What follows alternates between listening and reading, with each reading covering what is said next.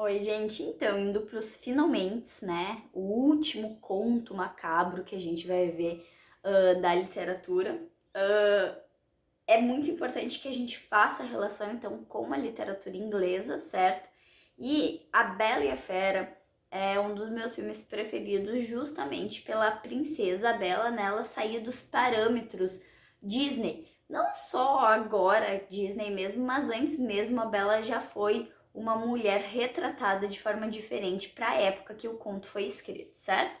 Então ali o primeiro texto eu coloco para vocês a versão que a gente está acostumados a ver, tá? Tem muita gente que tá respondendo as questões sem nem mesmo ler o conto, e daí é um conto todo macabro, né? Com coisas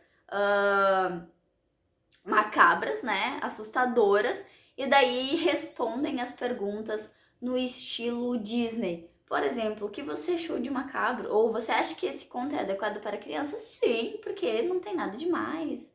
E daí tem toda uma história por trás, né? Então tem gente que não tá prestando atenção.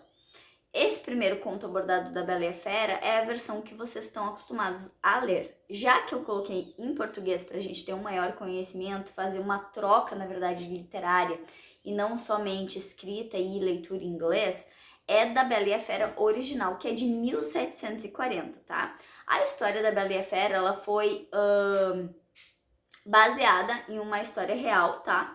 Que aconteceu no século então 17, na região das Ilhas Canárias, e o Pedro Gonzalez, ele foi um homem que ele sofreu de uma síndrome e ele tinha o corpo coberto de pelos, tá? E daí o que aconteceu? A partir dessa aparência que ele tinha, ele foi tratado como um bicho, certo?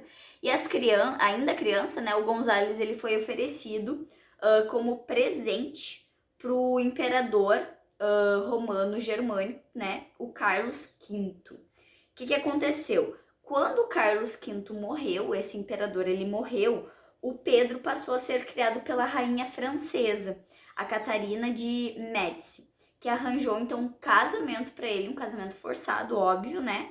Só que o que acontece? Nessa história, a jovem escolhida, ela se assustou com a aparência do seu futuro marido, óbvio, né? O homem coberto de pelos, e ela era obrigada a casar naquela época, a mulher era obrigada, né? Mas com o tempo de convivência que eles tiveram, ela de fato surgiu ali o amor, né, entre o casal, esse um amor verdadeiro, então conforme foi tendo a convivência deles. Essa história, então, essa história real do século XVII foi uma inspiração, então, escrita pela Gabrielle Suzanne Barbot, né, e foi adaptado depois, né, enfim, com uma versão mais resumida, mas de fato, até se tornar essa versão original, não, né? Mas essa versão famosa, modelo Disney e tudo mais, teve uma história por trás e por isso que eu acho tão magnífica essa história, certo? E, gente, a partir dessa curiosidade dos contos tratados, a gente vai fazer uma atividade bem legal a partir de semana que vem.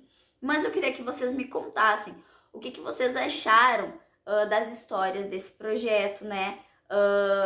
O que vocês acreditam que deu crescimento para vocês de conhecimento a partir da literatura, a partir da intertextualidade, né? A partir do conhecimento de mundo, enfim, e de várias partes gramaticais que a gente foi puxando durante o texto, né?